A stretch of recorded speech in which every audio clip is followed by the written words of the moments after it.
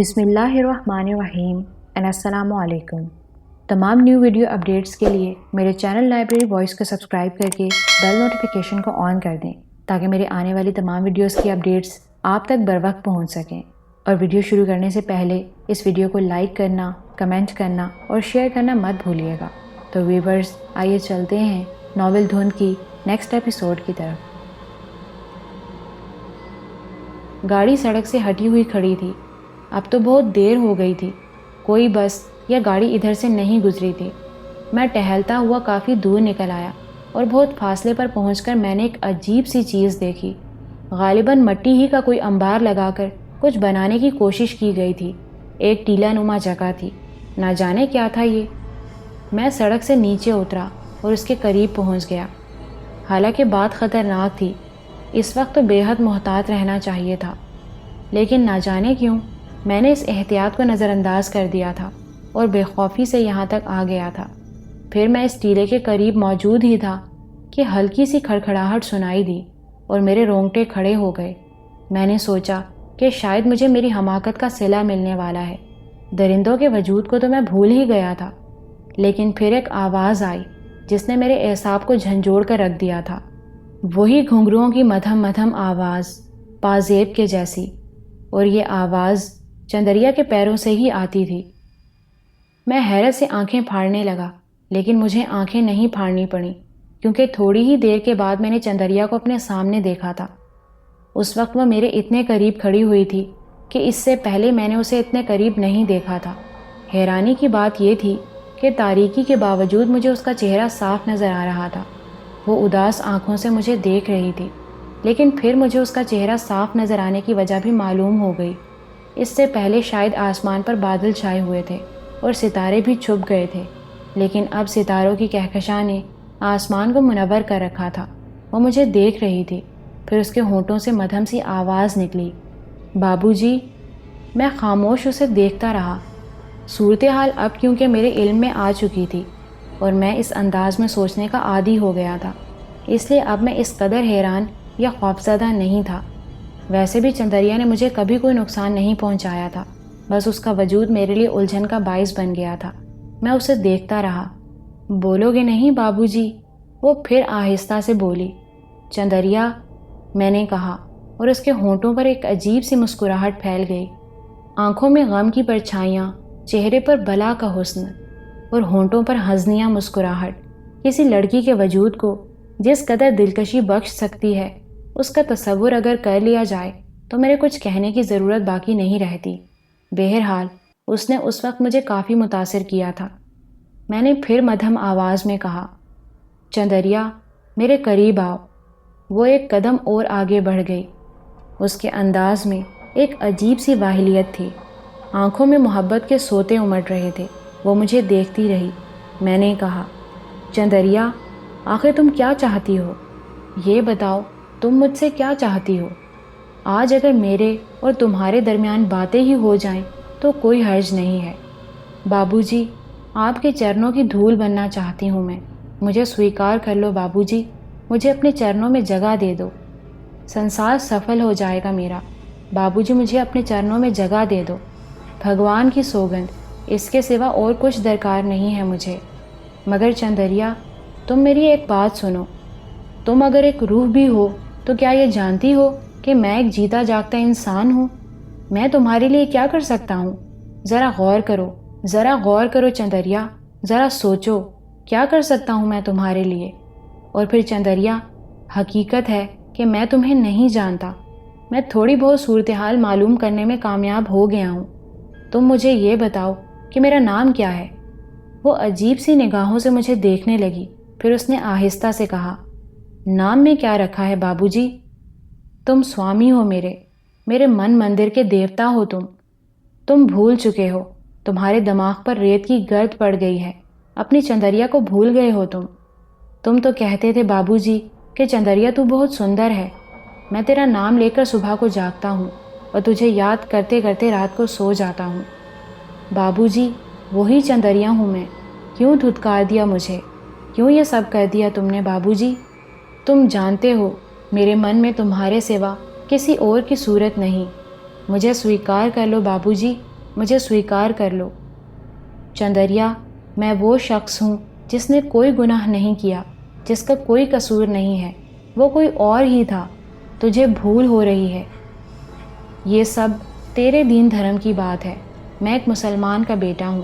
ہمارے ہاں دوسرے جنم کا کوئی تصور نہیں ہے کہ میں یہ سوچتا کہ میں نے دوسرا جنم لیا ہے۔ ہاں، لیکن صورتحال کسی حد تک مجھے معلوم ہو گئی ہے۔ میرا نام صفدر علی نہیں ہے چندریا۔ جہاں تک میرا اندازہ ہے، تو جس شخص کا شکار ہوئی ہے وہ میرے دادا تھے۔ اپنی زبان سے میں کچھ نہیں کہہ سکتا، لیکن میں تیرے لیے دکھی ہوں۔ چندریا، مجھے دکھ ہے کہ تیرے ساتھ کوئی ظلم یا ناانصافی ہوئی، لیکن بتا میں کیا کروں؟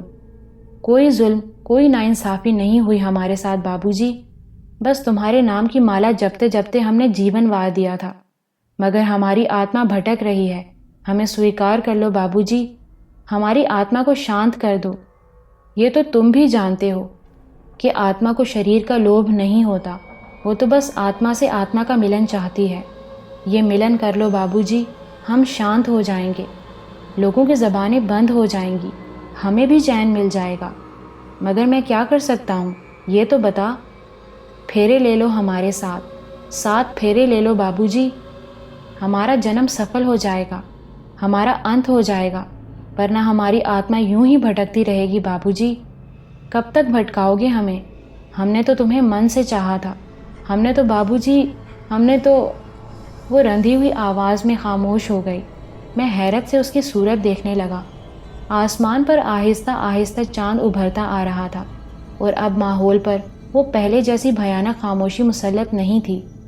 میرے ذہن پر سوچوں کا حملہ ہو رہا تھا۔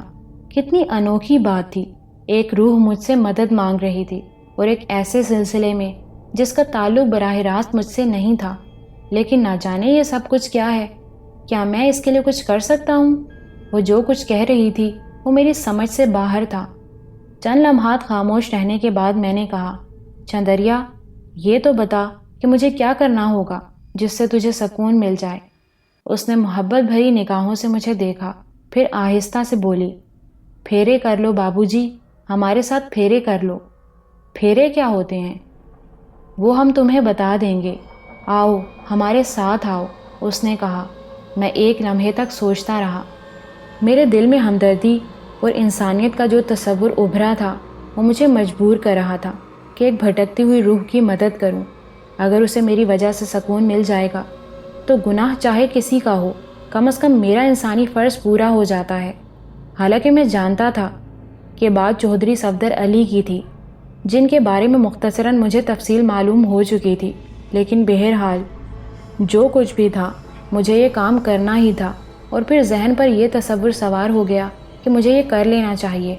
میں نے آہستہ سے کہا، ٹھیک ہے چندریا، اگر تو یہ چاہتی ہے تو چل، میں تیرا ساتھ دینے کو تیار ہوں۔ اس کی آنکھوں سے خوشیوں کے سوتے پھوٹ پڑے۔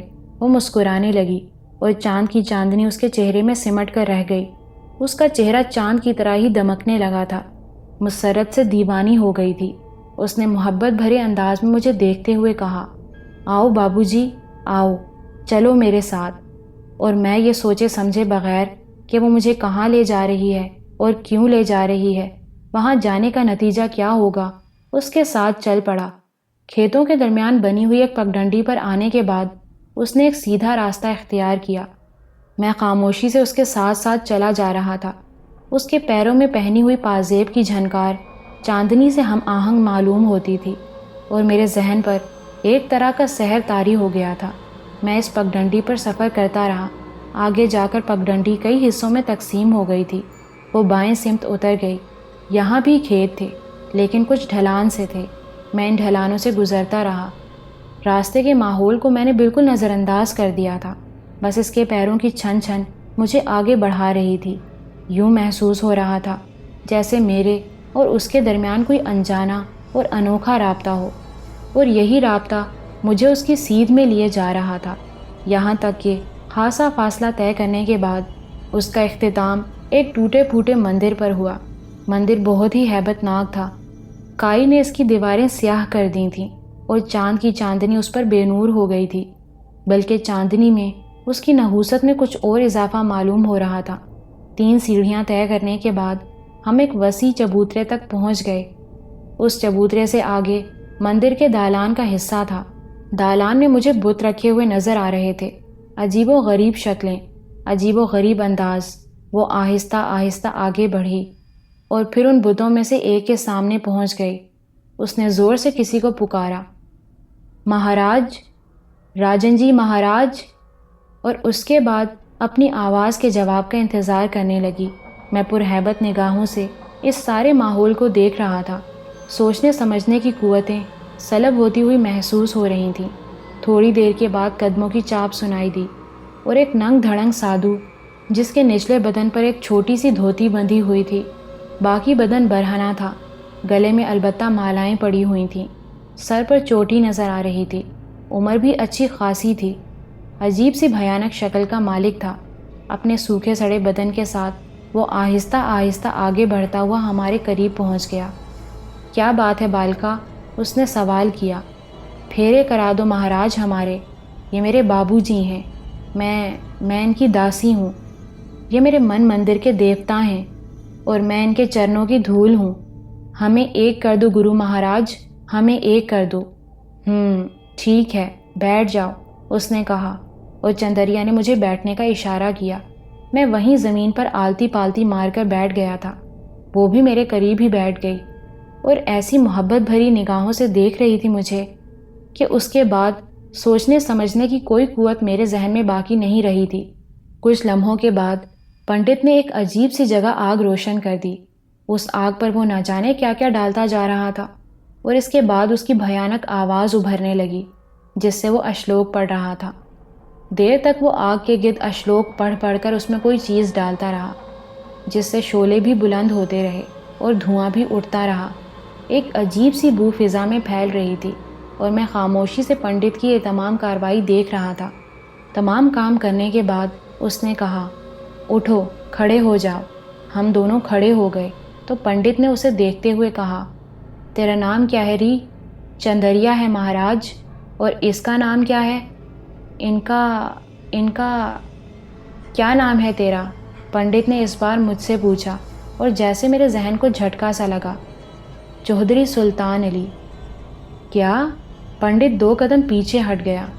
چودھری سلطان علی، یہ کیا کہہ رہا ہے لڑکی؟ اپنا نام بتا رہا ہے مہاراج۔ مسلمان ہے یہ؟ ہاں؟ چندریا نے میری طرف دیکھا تو پنڈت پھر بولا، یہ مسلمان ہے۔ کیوں، تو مسلمان ہے؟ ہاں، میں نے جواب دیا۔ تو دھرم بدلنا ہوگا تجھے اپنا۔ ایک ہندو بالکا سے وواہ کر رہا ہے اور مسلمان ہے۔ اپنا دھرم بدل۔ ٹھہر، میں تجھے بتاتا ہوں تجھے کیا کرنا ہوگا۔ دھرم بدل لوں گا تیرا میں، پنڈت نے کہا، اور پھر ایک طرف چلا گیا۔ میں تعجب سے چندریا کو دیکھ رہا تھا۔ وہ مسکرا کر بولی، دین دھرم بھگوان کی دین ہوتے ہیں۔ بھگوان تو سنسار میں منش کو انسان ہی بنا کر اتارتا ہے۔ سنسار میں آنے کے بعد وہ اپنے دین دھرم کے بارے میں سوچتا ہے، بلکہ وہ کیا سوچتا ہے اس کے ماتا پتا سوچتے ہیں۔ جس دھرم سے ان کا تعلق ہوتا ہے وہ اسے اسی دھرم کا بنا دیتے ہیں، حالانکہ اگر وہ کسی اور کے ہاں پیدا ہوا ہوتا تو اسی ماتا پتا کا دھرم اپنا لیتا۔ دھرم ایک الگ چیز ہے بابو جی، تم میرا دھرم سویکار کر لو، اس سے کوئی فرق نہیں پڑتا۔ میں گم سم حالت میں اسے دیکھ رہا تھا۔ تھوڑی دیر کے بعد پنڈت پیتل کی ایک گڑوی لے کر آیا اور مجھ سے بولا، اس میں جو کچھ ہے پہلے اسے پی کر اپنے آپ کو پوتر کر لے۔ کیا ہے اس میں؟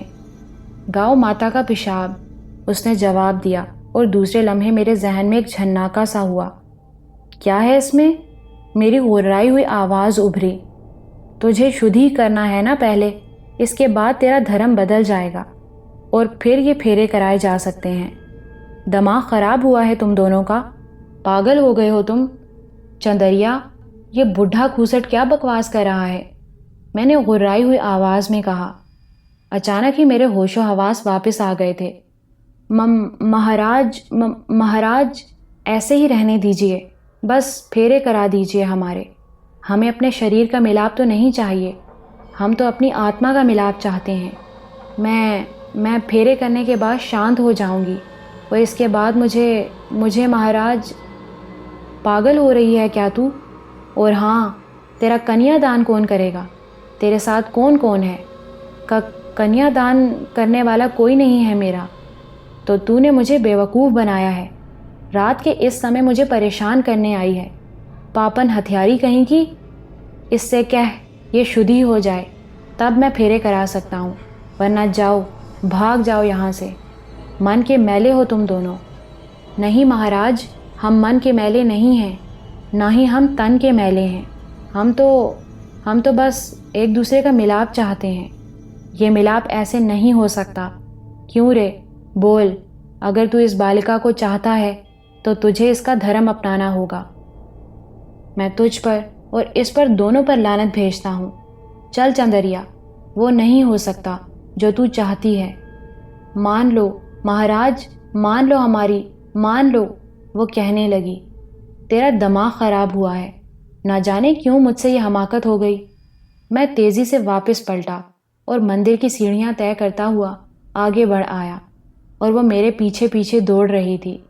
رک جاؤ مہاراج، تمہیں بھگوان کا واسطہ، رک جاؤ مہاراج، مجھے سویکار کر لو، ہائے مجھے سویکار کر لو، میں تو کہیں کی بھی نہ رہی۔ چندریا، تیرا تو دماغ خراب ہو گیا ہے، تو پاگل ہو گئی ہے۔ اس سمے تم پاگل ہو گئے تھے مہاراج، جب تم نے میرا شریر نوچ کر پھینک دیا تھا۔ اس سمے تمہیں کیا ہو گیا تھا؟ اس سمے تمہیں خیال نہیں آیا کہ میں ایک ہندو ناری ہوں؟ مہاراج، اس سمے تو تم واسطہ میں پھنسے ہوئے تھے۔ اس سمے نہ تو تمہیں دین دھرم کا خیال تھا، نہ کسی اور چیز کا۔ میرے شریر کو پامال کر دیا تم نے، اور اس سمے یہ نہ سوچا کہ میں ایک ہندو لڑکی ہوں۔ وہ میں نہیں تھا چندریا، وہ میں نہیں تھا، تم ہی تھے، وہ تم ہی تھے۔ پاگل لڑکی، تو ہمیشہ ہی ہمیں ذلیل کراتی رہی ہے۔ یہ پاپی مسلمان ایسے نہیں مانے گا۔ نشٹ کرنا ہے اسے، اس کا سنسار اجاڑ دینا ہے ہمیں۔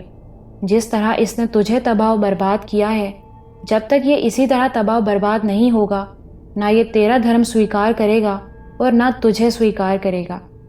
گھیر لو اسے، چاروں طرف سے گھیر لو۔ یہ آواز مجھے اپنی داہنی سمت سے سنائی دی تھی، اور جب میں نے ادھر دیکھا تو رمبھو اور ترکھان کھڑے ہوئے تھے، اور ان کے ساتھ بہت سے افراد تھے۔ میرے رونگٹے کھڑے ہو گئے۔ اب میرے ہوش و حواس واپس آ گئے تھے۔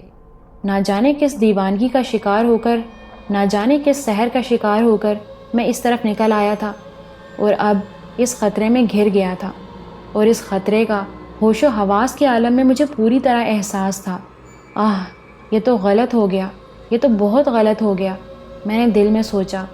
رمبھو اور ترکھان کے اشارے پر ادھر ادھر سے لوگ میرے گرد بکھرنے لگے، اور انہوں نے میرے چاروں طرف گھیرا ڈال دیا۔ اب مجھے احساس ہو رہا تھا کہ صورتحال بہت خطرناک ہو گئی ہے۔ میں تنہا ان کا کچھ نہیں بگاڑ سکتا۔ وہ شیطانی وجود مجھے نقصان پہنچا سکتے ہیں، لیکن اچانک ہی مجھے اس تعویذ کا خیال آیا جو اس وقت میرے پاس تھا۔ میرے دل کو بڑی تقویت ہوئی اور میری ہمت ایک دم بیدار ہو گئی تھی۔ سنو رمبھو، میرے اور تمہارے درمیان بہت دن سے آنکھ مچولی چل رہی ہے۔ آج میں یہ معلوم کرنا چاہتا ہوں کہ آخر تم مجھ سے کیا چاہتے ہو۔ تو نے ہمارے دھرم کا اپمان کیا ہے۔ تو نے چندریا کو بہلا پھسلا کر اپنے پریم جال میں گرفتار کیا، پھر اسے کہیں کا نہ چھوڑا، نہ اس سے تو نے شادی کی۔ سارے قبیلے میں تو نے تھو تھو کرا دی ہم پر۔ وہ میں نہیں تھا، تو ہی تھا پاپی۔ میں نہیں تھا، تمہارا دماغ خراب ہے۔ اس آدمی کا نام صفدر علی تھا، اور وہ میرے دادا تھے۔ تو اسی کا نیا جنم ہے۔ گدھے ہو تم۔ ہم مسلمان ہیں، تمہارے آوا گون کے فلسفے کو نہیں مانتے۔ وہ فلسفہ غلط ہے، بکواس ہے۔ صفدر علی میرے دادا تھے، میں وہ نہیں ہوں۔ تو اس کا روپ ہے، مگر وہ میں نہیں ہوں۔ ہم نہیں مانتے۔ تو اب تم مجھ سے کیا چاہتے ہو؟ چندریا کو سویکار کر لے۔ کیسے؟ وہ ایک روح ہے، ایک ہوا ہے، اس کی ترکیب ہے۔ کیا ترکیب ہے؟ پہلے تجھے شدھی ہونا پڑے گا، ہمارا دھرم اپنانا ہوگا، پھر چندریا کے ساتھ پھیرے لینے ہوں گے۔ اس کے بعد اس کے لیے ایک سمادھی بنانی ہوگی، پھر اس سمادھی میں تجھے اس کے ساتھ سو جانا پڑے گا، یعنی مرنا پڑے گا۔ ہاں، اس کے بعد تمہارا نیا جنم ہوگا، اور اس جنم میں تم دونوں ساتھ ساتھ رہو گے۔ تم موت کے بعد بھی پاگل کے پاگل رہے۔ بے وقوفوں، اس سے کچھ نہیں ہو سکتا۔ پہلی بات تو یہ کہ میں الحمدللہ مسلمان ہوں اور میرا مذہب سب سے بہتر ہے۔ میں کسی دوسرے مذہب کا تصور بھی نہیں کر سکتا۔ پھر باقی سب کچھ، ہاں چندریا پر مجھے رحم آتا ہے۔ میں اس کی سمادھی بنا سکتا ہوں بس۔ تجھے وہی کرنا ہوگا جو ہم کہہ رہے ہیں، ورنہ ہم تجھے نشٹ کر دیں گے۔ ٹھیک ہے، آؤ، کون مجھے نشٹ کرے گا، آؤ، میں نے کہا اور خود ان کی طرف بڑھا۔ میرے اس عمل سے وہ گھبرا کر پیچھے ہٹ گئے۔ بھسم کر دو اس پاپی کو، زندہ جلا دو، ترکھان نے کہا، اور انہوں نے ایک نیا عمل شروع کر دیا۔ کپڑے کے بڑے بڑے گولے جو شاید مٹی کے تیل سے بھیگے ہوئے تھے، جلا جلا کر انہوں نے میری طرف پھینکنا شروع کر دیے، مگر مجھے ان سے نقصان نہیں پہنچ رہا تھا۔ وہ میرے قریب نہیں آ رہے تھے۔ اس سے مجھے تقویت ہوئی اور میں نے اپنی جگہ چھوڑ دی۔ میں واپس اپنی کار کی طرف بڑھنے لگا۔ وہ چیختے چلاتے میرے پیچھے آ رہے تھے اور مسلسل مجھ پر آگ پھینک رہے تھے۔ پھر یہ سفر طے ہوتا رہا، یہاں تک کہ اجالا پھوٹنے لگا۔ سورج کی پہلی کرن کے ساتھ وہ سب غائب ہو گئے، البتہ کھیتوں میں جگہ جگہ سے دھواں اٹھ رہا تھا۔ میں کار کے قریب پہنچ گیا۔ نصرت آرام سے سو رہا تھا۔ میں نے اسے جگایا تو اس نے آنکھیں کھول دیں۔ نصرت نے چاروں طرف دیکھتے ہوئے کہا، یہ کیا ہے؟ دھواں کیسے اٹھ رہا ہے؟ فضا میں گھٹن ہو گئی ہے۔ اب میں اسے اس دھوئیں کی کہانی کیا سناتا؟ اس سے کوئی فائدہ نہیں تھا۔ وہ الٹے سیدھے سوالات کرتا اور مجھے ان کے بے تکے جواب دینا ہوتے۔ چنانچہ میں نے یہ کہہ کر ٹال دیا کہ ممکن ہے کھیتوں کے رکھوالوں نے فالتو گھاس جلائی ہو۔ رحیم ابھی تک نہیں آیا نا؟ ہاں، کوئی مجبوری ہی ہو گئی ہوگی۔ وہ بیچارہ بھی ان علاقوں سے اجنبی ہے۔ اب کیا کرو گے؟ کیوں؟ اب کیا پریشانی ہے؟ رات گزر گئی ہے، پورا دن پڑا ہے، کچھ نہ کچھ ہو ہی جائے گا، میں نے جواب دیا، اور نصرت مسکرانے لگا۔ یہ ایڈونچر بھی یاد رہے گا۔ کیا رات گزری ہے جنگل میں۔ ویسے نیند کتنی مہربان شے ہے۔ سچ کہہ رہا ہوں، اگر نیند نہ آتی تو اس وحشت ناک علاقے میں رات گزارنا کتنا مشکل ہوتی۔ ہاں، واقعی مشکل ہوتا۔ تم بھی سو گئے تھے سلطان بھائی؟ اس نے کہا تھا۔ ہاں، بڑی گہری نیند، میں نے کہا اور بے اختیار ہنس پڑا۔ اسی وقت دور سے ایک بس آتی نظر آئی اور نصرت اس کی طرف متوجہ ہو گیا، ورنہ مجھ سے اس ہنسی کی وجہ ضرور پوچھتا۔ ہم دونوں اس آس پر بس کو دیکھنے لگے کہ شاید رحیم اس سے نیچے اترے، اور ہماری یہ آرزو پوری ہو گئی۔ بس کی رفتار سست ہوتے دیکھ کر ہی اندازہ ہو گیا تھا، کیونکہ یہاں کوئی سٹاپ نہیں تھا۔ پھر وہ رحیم کو اتار کر آگے بڑھ گئی۔ رحیم سخت شرمندہ نظر آ رہا تھا۔ ویسے اس کے ہاتھ میں ایک تھیلا بھی تھا، نہ جانے اس میں کیا تھا۔ خدا کا شکر ہے آپ خیریت سے ہیں۔ میں قسم کھاتا ہوں کہ میں نے کوئی کوتاہی نہیں کی۔ بس سے شہر میں اترا۔ چھوٹے شہروں میں دکانیں جلدی بند ہو جاتی ہیں۔ جہاں تلاش کر سکتا تھا کر لیا، ایک بھی دکان کھلی نہ ملی۔ البتہ پتہ لگ چکا تھا کہ کنڈینسر کہاں سے ملے گا۔ ساری رات اسی دکان کے سامنے ایک درخت کے نیچے گزاری۔ صبح جو ہی دکان کھلی، کنڈینسر خرید کر بس اڈے کی طرف بھاگا۔ مل تو گیا نا؟ میں نے پوچھا۔ جی صاحب، بس ٹھیک ہے۔ یہ کیا ہے؟ میں نے اس کے تھیلے کی طرف اشارہ کر کے کہا۔ ناشتہ لایا ہوں۔ زندہ آباد۔ کیا ہے؟ حلوہ پوری ہے صاحب، بس اڈے پر دکان تھی، وہاں سے خرید لی۔ کیا لطف آیا اس حلوہ پوری میں، بیان نہیں کیا جا سکتا۔ رحیم کو بھی ہم نے شریک کر لیا تھا۔ ناشتے سے فارغ ہو کر وہ اٹھ گیا اور پھر بونٹ کھول کر گاڑی پر جھک گیا۔ میں اور نصرت دور دور تک دیکھتے رہے۔ کھیتوں میں اٹھنے والا دھواں خود بخود ختم ہو گیا تھا۔ اس دوران رحیم نے اپنا کام ختم کر لیا۔ پھر اس نے کار میں بیٹھ کر سیلف گھمایا۔ پہلے سیلف میں گاڑی سٹارٹ ہو گئی۔ ہم اللہ کا شکر ادا کر کے کار میں بیٹھ گئے اور رحیم نے کار آگے بڑھا دی۔ پھر نصرت اس دلچسپ رات کے تذکرے کرتا رہا۔ اس بے وقوف کو کیا معلوم تھا کہ اس رات کی اصل دلچسپی کیا تھی۔ ویسے یہ حقیقت ہے کہ واقعات بے حد خوفناک تھے، لیکن میں ان کے سامنے ذکر نہیں کرنا چاہتا تھا۔ پھر ہم شہر بہاولپور میں داخل ہو گئے اور میں رحیم کو راستہ بتانے لگا تھا۔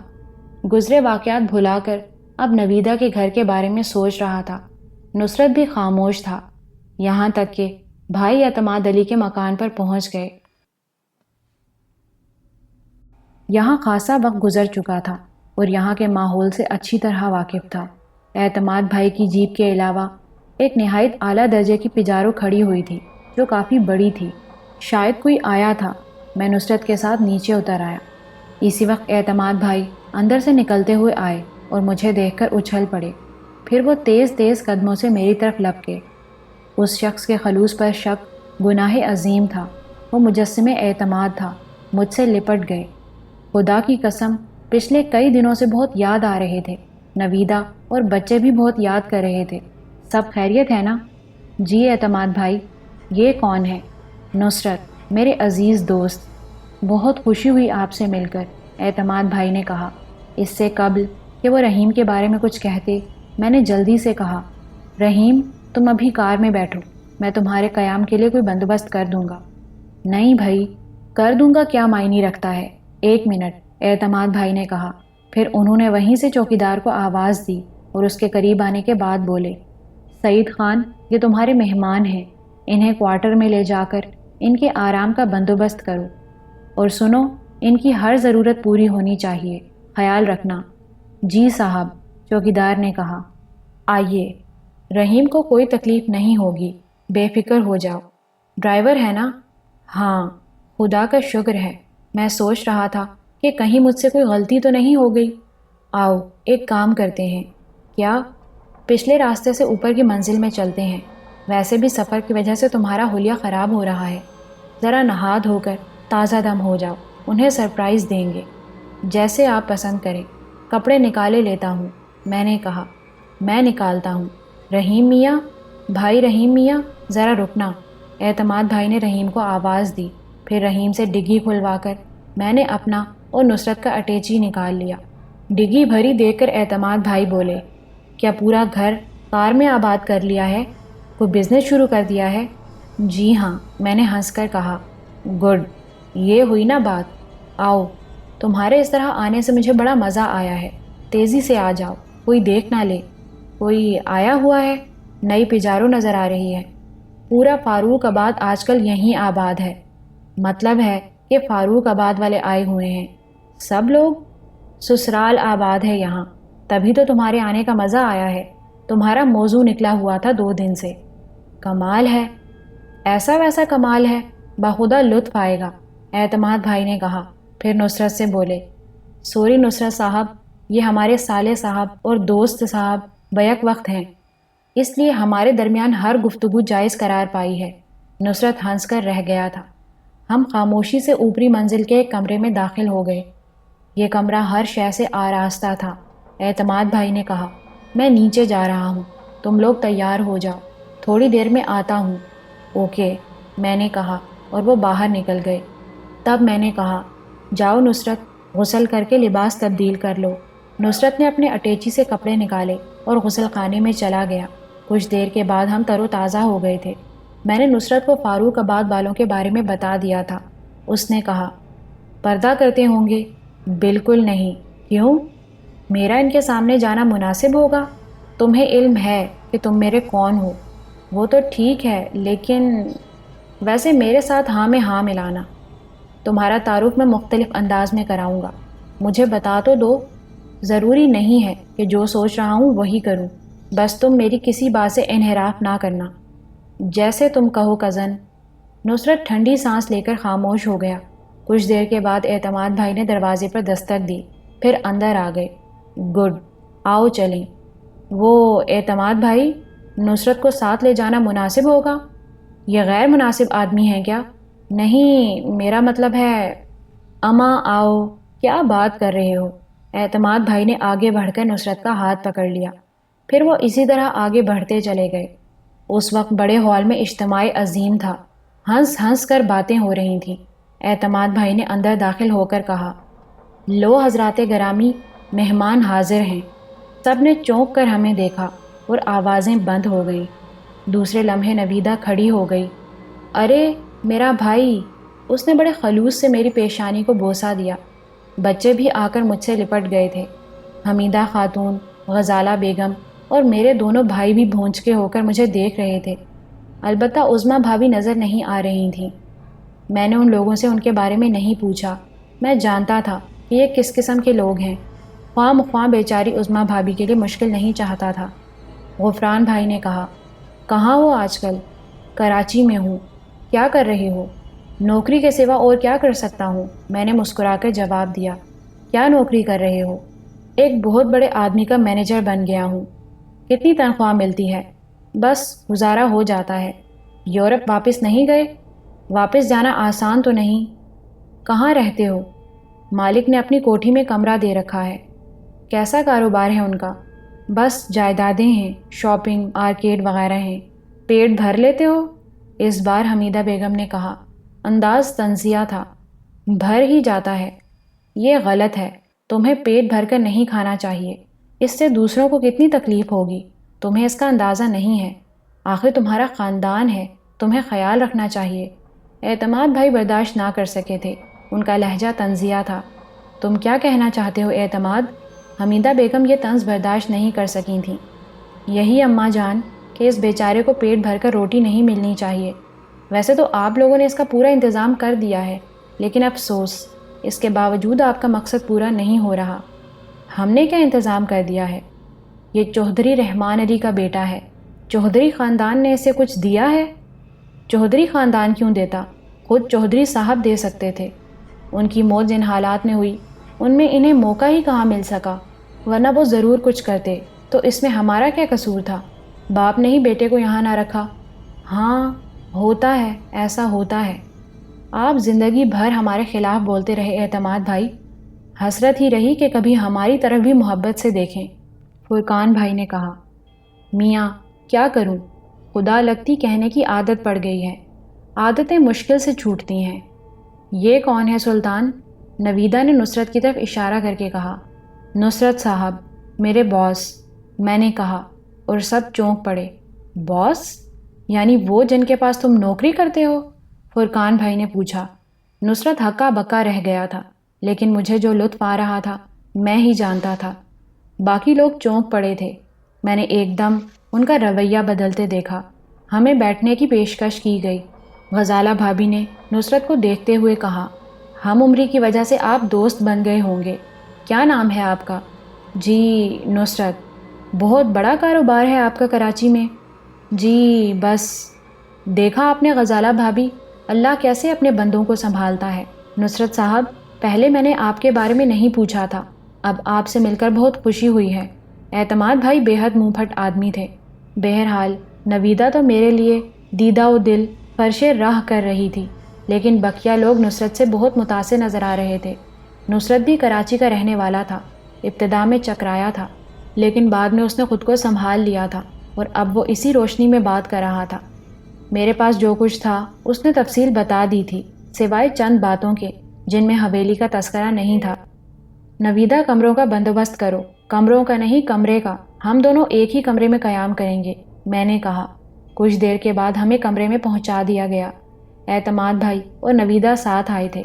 میں نے ہنس کر کہا، اعتماد بھائی، وہ لوگ بھی آپ کے مہمان ہیں، تھوڑی سی رعایت کر دیں۔ دیکھو عزیزی، حق کے لیے باز نہیں رہ سکتا۔ نصرت میاں، یہ تمہارا نوکر بھی رئیس زادہ ہے، لیکن اس کا حصہ غضب کر لیا گیا ہے۔ اسے عام آدمی نہ سمجھنا، وقت کا مارا ہے بیچارہ۔ اب میں کیا کہوں جناب؟ اعتماد، پلیز احتیاط کرو، کوئی رنجش نہ ہو جائے، نویدہ نے بہت عاجزی سے کہا۔ اعتماد بھائی نے نویدہ کو دیکھا، پھر آہستہ سے بولے، نہیں نویدہ، ظاہر ہے تم ٹھیک ہو اور میرا واسطہ تم سے ہی ہے۔ میں تمہارے لیے کبھی کوئی نقصان کی بات نہیں کروں گا، لیکن ذرا دیکھو ان لوگوں کو، کیسے بے رحم لوگ ہیں۔ اگر سلطان کسی بہتر حالت میں ہوتے تو مجھے یقین ہے کہ سب سے زیادہ تکلیف انہی لوگوں کو ہوتی۔ معاف کرنا نویدہ، بڑے سنگ دل لوگ ہیں یہ لوگ۔ اس بیچارے کا حصہ ہڑپ کر گئے اور اظہار یوں کرتے ہیں جیسے کلاش ہو گئے ہوں۔ مجھے در حقیقت افسوس ہے۔ خیر، یہ دیکھ کر دلی سکون ہوا ہے کہ انہیں نصرت جیسا ایک عظیم شخص مل گیا۔ مالک اور ملازم کے درمیان جس قدر مفاہمت اور دوستی ہے، قابل رشک ہے۔ یہ انسانیت کی پہچان ہوتی ہے۔ نصرت صاحب، آپ کو اس انداز میں پایا تو یہ کہنے کی جرات کر رہا ہوں کہ ایک ستم رسیدہ آپ کے ساتھ ہے۔ میں نہیں کہتا کہ دولت ہی سب کچھ ہوتی ہے، لیکن اسے جن محرومیوں کا سامنا کرنا پڑا ہے، آپ کی محبت ان محرومیوں کو دور کر سکتی ہے۔ اللہ تعالیٰ آپ کو اس کا اجر دے گا۔ نصرت گردن جھکائے بیٹھا ہوا تھا۔ مجھے اندازہ تھا کہ بیچارہ شرمندہ ہو رہا ہوگا، لیکن بہرحال استقامت والا آدمی تھا، جذباتی ہو کر میرے کہے کو جھوٹا نہیں بنا سکتا تھا۔ اعتماد بھائی اور نویدہ دیر تک ہم سے باتیں کرتے رہے، پھر وہ سوال جو بڑی دیر سے ذہن میں شدت سے کلبلا رہا تھا میری زبان پر آ گیا۔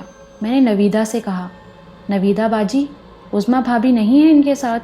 ارے ہاں، وہ عظمیٰ بھابھی کے ساتھ کوئی حادثہ ہو گیا ہے، کراچی میں ان کا خاندان ہے، ان کے بھائی کا کوئی مسئلہ ہو گیا ہے، بینک آفیسر تھے، بیچارے کسی مشکل میں پڑ گئے ہیں، شاید گرفتار وغیرہ ہو گئے ہیں، وہاں تو افسردگی اور غم کا طوفان آیا ہوا ہوگا، عظمیٰ بیچاری کراچی گئی ہوئی ہیں۔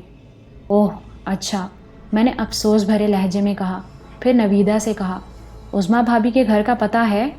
کیوں، اعتماد پتہ ہے نا ہمارے پاس؟ ہاں کیوں نہیں، میرے پاس لکھا ہوا ہے، غالباً ہاؤسنگ سوسائٹی میں ان کا گھر ہے، مجھے وہ پتہ دے دیجئے گا، میں لکھ کر دے دوں گا، مل لینا، ابھی تو خاصے عرصے رہیں گی۔ ان لوگوں میں سے کوئی کراچی گیا عظمیٰ کے سلسلے میں؟ اعتماد بھائی نے پوچھا۔ جی ہاں، خود غفران بھائی بھی نہیں گئے، نویدہ بولی، اور اعتماد بھائی ہنسنے لگے، پھر بولے، میاں کہاں کی باتیں کرتے ہو، تم تو انسانوں کی باتیں کرنے لگے، یہ کام انسان کیا کرتے ہیں، ان جیسے نہیں۔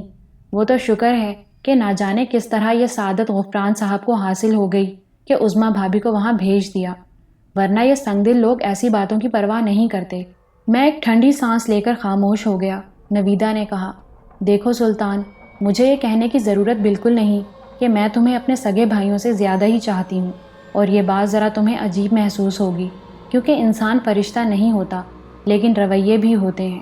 میرے بھائی بھی بس مجھے جتنا چاہتے ہیں مجھے علم ہے، لیکن تم مجھ سے چھوٹے ہو، اور میرے دل میں تمہارے لیے بڑوں ہی کا پیار ہے۔ یہ کہنے کی ضرورت کیوں پیش آ گئی؟ نہیں، بس کہہ دیا ہے۔ یہاں اگر کوئی زیادتی ہو جائے تمہارے ساتھ اس دوران، تو تمہیں میری اور بچوں کی قسم ہے دل سے بالکل نہ سوچنا، مجھے معاف کر دینا۔ اب ظاہر ہے ان لوگوں کو بھی کچھ نہیں کہہ سکتی، ایک سے ایک تنک مزاج ہے۔ میں ہنسنے لگا۔ میں نے کہا، مجھے کمانڈر ان چیف کی حمایت حاصل ہے، بھلا میں کس چیز کو خاطر میں لاؤں گا؟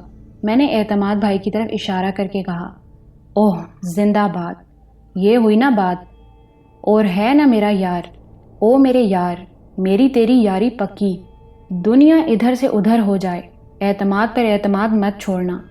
سوال ہی نہیں پیدا ہوتا اعتماد بھائی۔ گڈ، پھر ملاؤ ہاتھ۔ بس ہم ان لوگوں کے ساتھ بھی کوئی سخت رویہ اختیار نہیں کر سکتے، کیونکہ بہرحال نویدہ کا میکہ ہے۔ آپ ہمارے لیے بالکل فکر نہ کریں، رات کو نشست جمے گی، اعتماد بھائی نے کہا۔ بالکل جمے گی، لیکن نوک جھونک نہیں ہوگی۔ چلو ٹھیک ہے، اعتماد بھائی نے وعدہ کر لیا۔ اس کے بعد یہ دونوں چلے گئے۔ جب وہ چلے گئے تو نصرت نے کہا، ویسے تو سلطان بھائی، بے پناہ عزت کرتا ہوں میں تمہاری، اور ظاہر ہے ہم لوگوں کی زندگی بنانے والے ہو تم، لیکن اب ذرا سی بے تکلفی کا موقع اور اجازت دو۔ زبان پر کھجلی سی ہونے لگتی ہے اور بڑی مشکل سے خود کو قابو میں رکھتا ہوں۔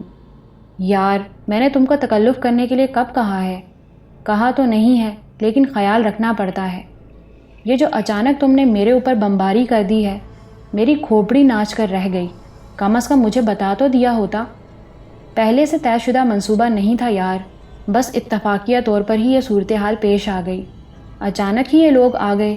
ویسے صورتحال تمہاری سمجھ میں آ گئی ہوگی کسی حد تک، لیکن اب تو بریف کرو مجھے تاکہ کسی غلطی کا احتمال نہ رہے۔ تفصیل تو تمہیں معلوم ہو ہی گئی ہے، حمیدہ بیگم میری سوتیلی ماں ہیں، وہ تو سب سمجھ رہا ہوں۔ غفران اور فرقان بھائی ہیں، میرا حصہ کھا گئے ہیں۔ اعتماد بھائی بہنوئی ہیں، حالانکہ نویدہ بھی حمیدہ بیگم ہی کی بیٹی ہیں، لیکن بہرحال انسان میں فرق ہوتا ہے۔ اب ایک اور تفریح کرنی ہے رات کو۔ ہاں وہ بھی بتا دو ذرا، وہ سامان جو ہم نویدہ اور بچوں کے لیے لائے ہیں، ظاہر ہے تم اسے پیش کرو گے۔ میں؟ ہاں، مگر کس پوزیشن میں؟ بس ایک اچھے دوست کی حیثیت سے، ایک گریٹ باس کی حیثیت سے۔ بخدا شرم سے پانی پانی ہو جاتا ہوں۔ خدا کے لیے ایسا نہ کرنا، کیونکہ مجھے گندگی پسند نہیں، میں نے کہا۔ نصرت ایک لمحے کے لیے میری بات نہ سمجھ سکا، سمجھا تو جھینپ کر کہے لگانے لگا۔ پھر میں نے کہا، اچھا جناب نصرت صاحب، اب آپ ذرا یہاں تشریف رکھیے، ہمیں ایک اور شخصیت سے ملنے جانا ہے۔ کون ہے وہ؟ نصرت نے سوال کیا۔ ابھی اسے صیغۂ راز میں رہنے دو۔ مطلب یعنی کوئی اور ایسی شخصیت بھی ہے یہاں جس سے ابھی تک میری ملاقات نہیں ہوئی؟ ہاں۔ اب تجسس میں کیوں چھوڑ رہے ہو؟ بتا دو کون ہے وہ؟ نہیں نصرت، اس کے بارے میں کچھ بتایا نہیں جا سکتا۔ مار دیا نا؟ ٹھیک ہے باس، میرا مطلب ہے بند کمروں کے باس۔ جیسا آپ کا حکم، نصرت نے گردن ہلاتے ہوئے کہا۔ میں نے جان بوجھ کر نویدہ اور اعتماد بھائی سے ماجھی کے بارے میں نہیں پوچھا تھا، لیکن جو کچھ ماجھی کے لیے لایا تھا، میرے دل میں جو اس کی تڑپ تھی وہ بہرحال اپنی تڑپ تھی، اور اس کے اتنے قریب آنے کے بعد بھلا میں زیادہ انتظار کیسے کر سکتا تھا؟ چابی لے کر باہر گیا، کار میں سے مطلوبہ سامان نکالا، اسے اپنے لباس میں پوشیدہ کیا اور ماجھی کے کمرے کی جانب چل پڑا۔